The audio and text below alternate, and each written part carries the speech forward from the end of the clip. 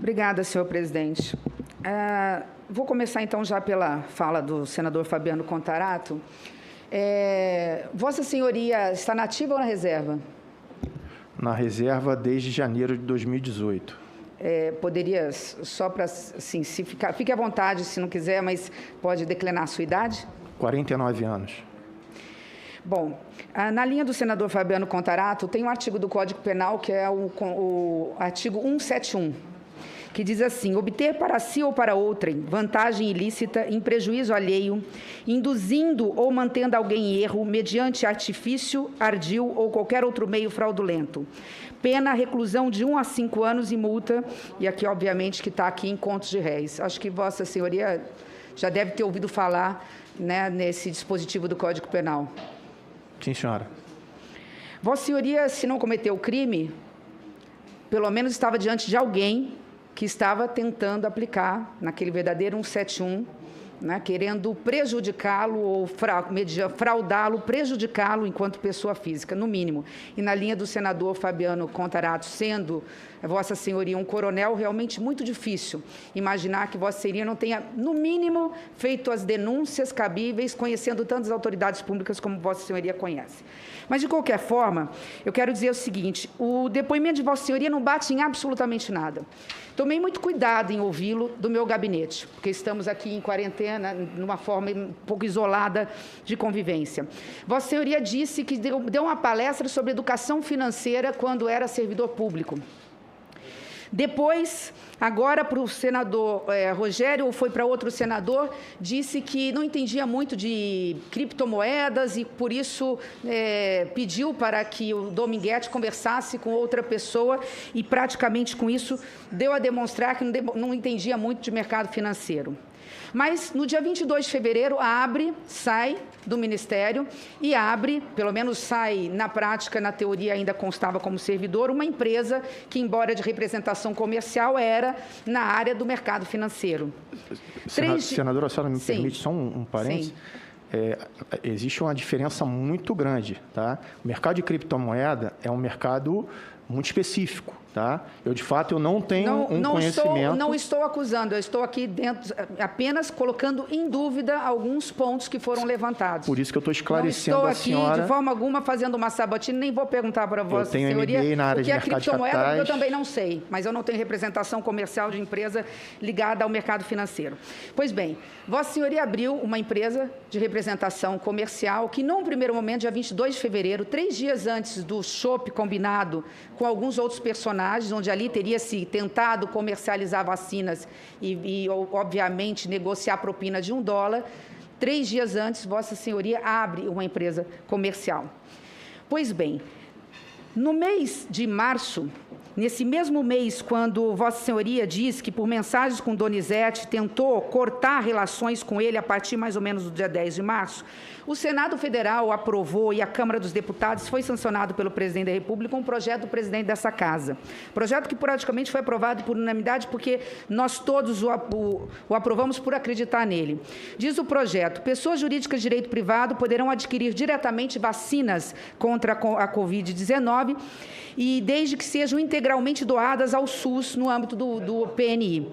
Após o término da imunização de grupos prioritários, mesma iniciativa privada poderá, atendido requisitos muito rigorosos, adquirir, administrar e distribuir vacinas desde que pelo menos 50% vá para o SUS e as demais sejam utilizadas de forma gratuita. É interessante a coincidência, porque em seguida a sanção do dia 10 de março dessa possibilidade de uma nova frente de comercialização de vacinas, Vossa Senhoria muda a razão social da sua empresa e ela deixa de ser na área do mercado, não só do mercado financeiro, mas também para ser uma representante de medicamentos ou alguma coisa que o valha na área da saúde. O que me chama a atenção, coronel, é que são tantos os personagens envolvidos que eu tive que colocar aqui num papel tantos os personagens citados na área militar. Isso me constrange e me indigna. Nós estamos falando aqui de um encontro tido como casual que serviu para tratar da compra de vacinas, envolvendo um conjunto de operações em que constava alguns nomes de alguns personagens que são recorrentes. Eu vou contar aqui, acho que o senador Omar já sabe isso de cabeça. Primeiro, nós temos o cabo Dominguete. Depois, nós temos o sargento Roberto Dias.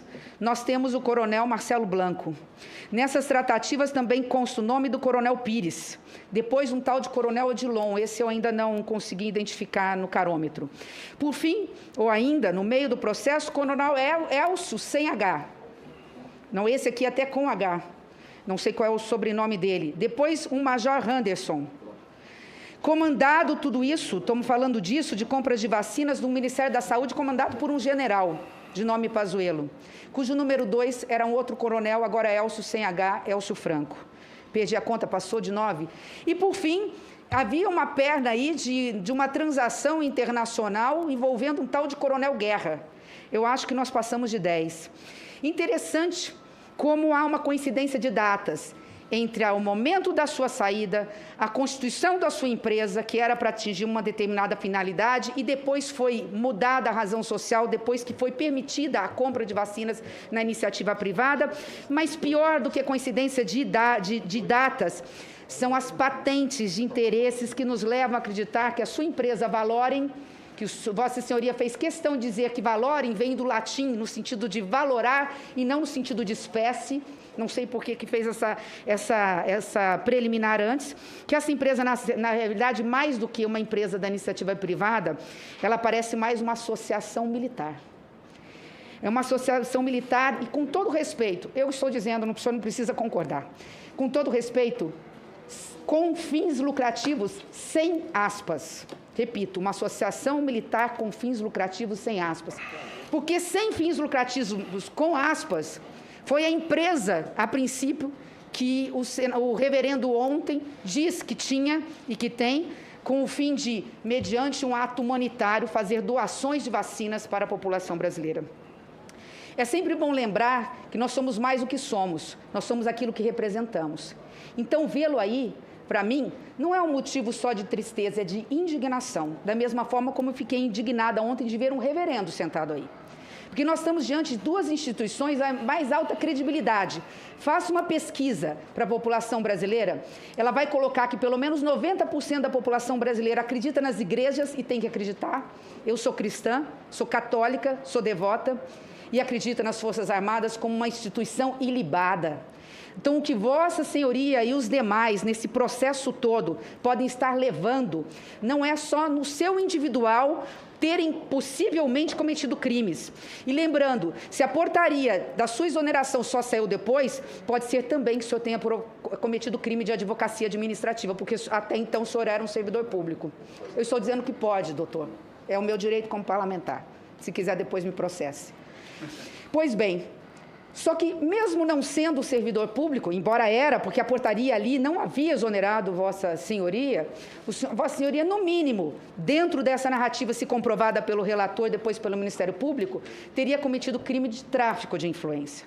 Quando eu digo que nós somos mais do que somos aquilo que representamos, nós estamos falando, vou repetir, que Vossa Senhoria, o sargento Roberto Dias, o coronel Pires, coronel Odilon, coronel Elcio com H, major Anderson, coronel Elcio Franco, agora sem H, o próprio ministro Pazuello, coronel Guerra, todos eles, mais do que os seus próprios nomes, o que eles trazem para dentro de todo esse processo são as Forças Armadas Brasileiras. Lamentavelmente, as Forças Armadas Brasileiras sempre requisitaram e requerem, e é por isso que nós as valorizamos tanto, soldados, sejam rasos, sejam generais, que estão sempre prontos para a luta, e que juraram defender a pátria, a ética, a moral, jamais se misturar naquilo que é imoral, que é antiético ou que beira a crimes contra a administração pública. Por isso, eu não vou aqui fazer perguntas a Vossa Senhoria tem todo o direito de usar o tempo que achar necessário para fazer a sua defesa, no compromisso que eu fiz com o senador Isalci de falar por no máximo 10 minutos, tem apenas mais 40 segundos, mas apenas para dizer que os soldados da ética que se deixam levar pela corrupção são desertores. Nós não sabemos ainda quem são, mas a CPI vai descobrir. Se Vossa Senhoria, se outros, nós não sabemos quem são os personagens. De qualquer forma, muito diferente dos senhores ou de Vossas Senhorias, há alguns que foram soldados, estão sendo soldados da vida até este momento e continuarão, que são os nossos profissionais da saúde. Quando lhes faltaram armas, Coronel Blanco, faltou, por exemplo, oxigênio lá no estado do Amazonas, esses soldados da vida, com as próprias mãos, fizeram ali, mecanicamente, levar oxigênio para os pulmões dos nossos pacientes. Quando faltou kit de intubação, quando faltou a vacina que estava sendo negociado lá nos porões do Ministério da Saúde, para levar vantagem à custa da dor e da vida de muitos brasileiros, quando faltou isso, sabe o que esses profissionais da saúde, esses soldados da saúde fizeram? Eles entraram com a empatia, com a solidariedade, com o amor e com a própria vida, porque muitos profissionais de saúde que não chegaram, porque não chegou a vacina a tempo, morreram salvando vidas dentro dos hospitais. Esses, sim, são heróis. Agora, os senhores, com todo respeito, aqueles das Forças Armadas que se comprovarem envolvidos nesse processo são desertores. Eu peço aqui que o meu tempo seja entregue ao senador Isalci, que foi um compromisso que eu fiz com ele, senador presidente, mas se o coronel quiser usar a palavra, tem todo o direito de fazê-lo.